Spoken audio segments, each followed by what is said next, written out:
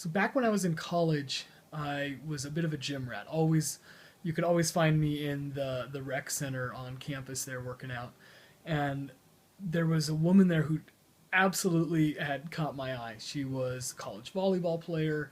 She also worked as a personal trainer at the gym, and as I did my research, we'll call it, on her, through some friends that knew her, found out she was also super smart. She was going for a double degree, 19 credits a term. I, on the other hand, was a bodybuilder, I was a cheerleader, and I was a frat guy. A bodybuilding, cheerleading frat boy, as she came to describe me later on. So, not exactly maybe a match made in heaven there, but I totally had fallen for this woman. I was finally got the guts up to ask her out. One day I'm walking out of the gym, and we pass each other. She's on her way in, and her name was Cinnamon. I said to her, "Hey, Cinnamon, you want to maybe grab a cup of coffee sometime?" And she looks at me and she says, "Yeah, that might work. I gotta go home and check my calendar first. I'll let you know."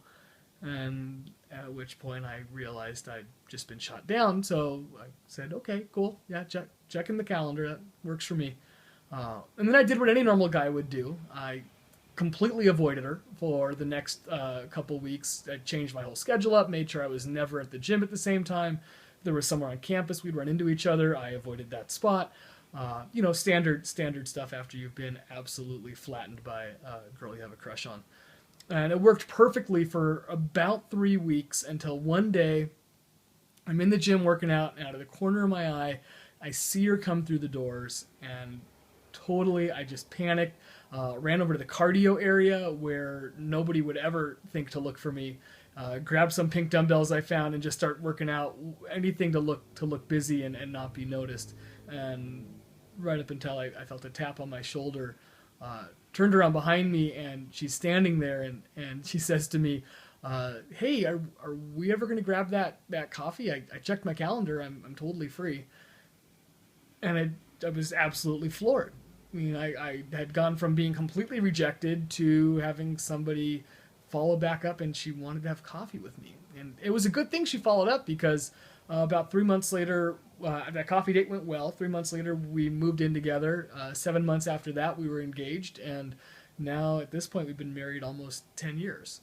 So my future wife, because of me not being able to listen, weird that guys can't do that, I almost missed out on the whole relationship. So the reason all this comes up is that as I got into sales, same thing started happening again, where I'd be looking for or talking to new prospects, and I'd be hearing a lot of things. Like maybe I call someone on the phone, I'm talking about a new product we have, and I get the, really not interested right now, or now's not a good time.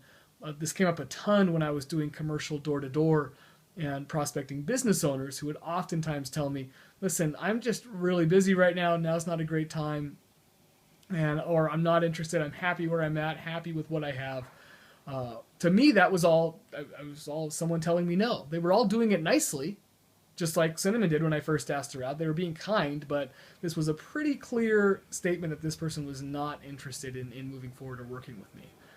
Now, same thing that happened in my relationship was happening in my sales. I found out I was missing opportunities, so I started to take that lesson and really just listen to what people were saying. And this comes up a lot for my clients. For instance, I was working with a new guy recently who was just struggling with overwhelming rejection as he's going into businesses and trying to talk with the owner about what he does. And I said to him, I asked him the same question that I had to start asking myself after I might get one of these responses, which was, what did this person actually say to me? What did they literally say to me? And when I broke it down, somebody would oftentimes be saying, "Now is not a good time," or "I am not interested right now." Now, that's not somebody telling me no. That's somebody telling me that this moment in time is not good to have this conversation. And if I am, like I said, really literally listening to what they're saying and respecting this person, the obvious follow-up is, fantastic. When would be a good time? When should we get back together and talk about this? Or, now's not a good time, you're not interested. Are you not interested because we don't know enough yet? Are you not interested because you will never ever change vendors, change products? You're going to stick with this for the rest of your life? Or are you just not interested at this moment, and I should follow up with you in a few months and see if you're still happy or if our solution might work better for you? So when I started listening to what my clients were actually saying and not listening to my judgment or my interpretation of what they were saying, I found myself, frankly, overflowing with leads. So whether it's relationships, whether it's business, whatever it is, especially in sales, we've got to be careful to listen to what our clients say and not listen to what we tell ourselves our clients were saying.